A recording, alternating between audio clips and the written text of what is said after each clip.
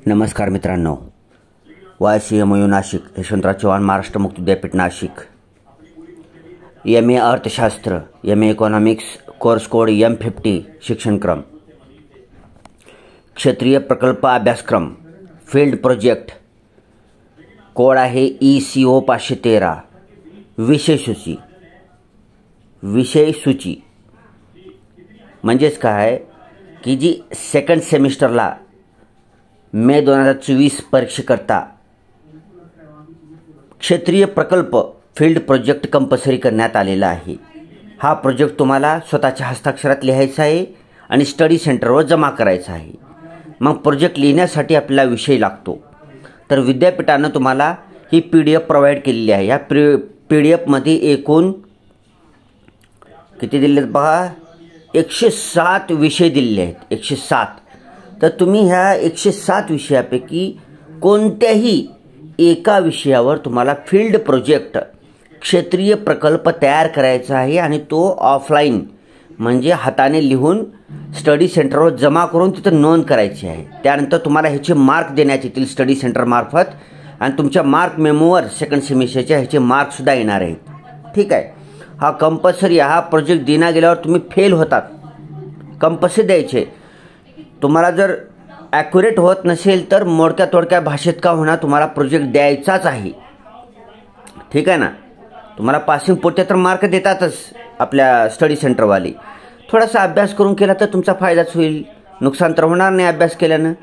थोडासा अभ्यास करा, आपल्या नेटचा उपयोग करा, यूट्यूबवरले व्हिडिओ पहा ह्या विषयाशी संबंधित, तसेच गूगलवर सर्च करा, तुम्हाला भरपूर मटेरियल मिळेल। खूप चांगला प्रोजेक्ट बनतो, ह्याला आळस करू नका। ठीक आहे, थोडंसं त्रास घेतला तर 1-2 दिवसामध्ये उत्तम प्रकारचं प्रोजेक्ट बनतं। ठीक आहे, ह्याची जी PDF आहे तुम्हाला ज्याच्यावर प्रोजेक्ट लिहायचा आहे ती पेजेससुद्धा तुम्हाला स्टडी सेंटरवाल्यातर्फे एक PDF मध्ये पेजेस त्यांनी पाठवलेले आहे विद्यापीठाने, त्याच्यावर प्रश्नसूची दिलेली आहे।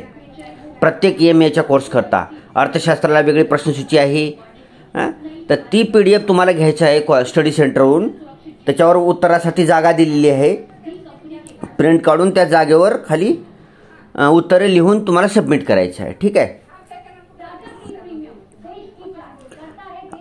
आणि जर आता एखाद्या स्टडी सेंटरवर इकॉनॉमिक्सचे 107 पेक्षा जास्त विद्यार्थी असतील तर त्यांनी 108व्या विद्यार्थ्यांनी काय करायचं आहे, तर त्यांना काळजी करायची गरज नाही। जर ही विषय संपले तर तुम्हाला 108वा किंवा जास्त नंबर जर आला तुमचा तरी पण तुम्हाला काळजी करायची नाही। कोऑर्डिनेटर जी सर असतात ते तुम्हाला इकॉनॉमिक्सशी संबंधित कुठलाही दुसरा विषय देऊ शकतात आणि त्या विषयावर तुम्ही प्रोजेक्ट बनवून दाखल करू शकता, त्याच्यामुळे काहीही अडचण येत नाही। ठीक आहे, अनेक विशेष गोष्ट तुम्हाला ही जी 107 विषय आहेत ह्याच्यापैकी एक विषय कोणता घेतला आहे तुम्ही तो तुम्हाला तुमच्या स्टडी सेंटरला कळवायचा आहे, किंवा स्टडी सेंटरला फोन करून मी हा विषय घेतलेला आहे, माझ्या विषयाची नोंद करा आणि ह्या विषयावर दुसऱ्याला कोणाला प्रोजेक्ट बनवू देऊ नका।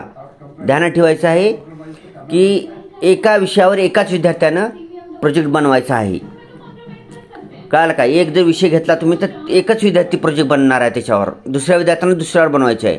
त्याच्यापैकी आपला विषय दुसऱ्याला जाऊ नये याकरता आपण जो विषय निवडलेला आहे तो स्टडी सेंटरला तुम्हाला कळवायचा आहे, तिथं नोंद करायची आहे। जर ऑफलाईन तुम्ही जाऊ शकत असता तर स्वतः जाऊन तिथं नोंद करून या, मी हा विषय घेतलेला आहे, हा विषय दुसऱ्याला देऊ नका म्हणा, नाव वगैरे लिहा तिथं रजिस्टरवर। आणि जर नसेल तर ऑनलाईनसुद्धा तुम्ही कळवू शकता व्हॉट्सअपद्वारे आपल्या स्टडी सेंटरच्या सरांना आणि तुमचा प्रोजेक्ट बनवू शकता। जर तुम्ही प्रोजेक्ट पूर्ण बनवला आणि तिथं सबमिटच्या टायमाला जर तुम्हाला ऑलरेडी दुसऱ्याने त्याच विषयाचा प्रोजेक्ट बनला तर खूप अवघड होतं। त्यासाठी आपली स्टडी सेंटरला नोंद करायची आहे, मी ही प्रोजेक्ट घेतलेला आहे म्हणून। ठीक आहे, आता विषय खूप जास्त आहेत त्याच्यामुळं एवढं वाचन होणार नाही, वाचन करणं त्याच्यापैकी मी तुम्हाला वेळ देतो। ही स्क्रीनवर स्क्रीनशॉट घ्या किंवा ही करून घ्या, टिक पॉज करा आणि हाताने लिहून घेऊ शकता तुम्ही। ठीक आहे, ही पेज नंबर 1 आहे।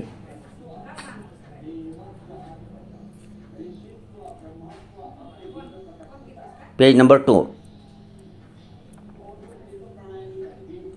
इकॉनॉमिक्सला खूप चॉईसेस जास्त दिले बरं का। Page number 3, page number 4, page number 5.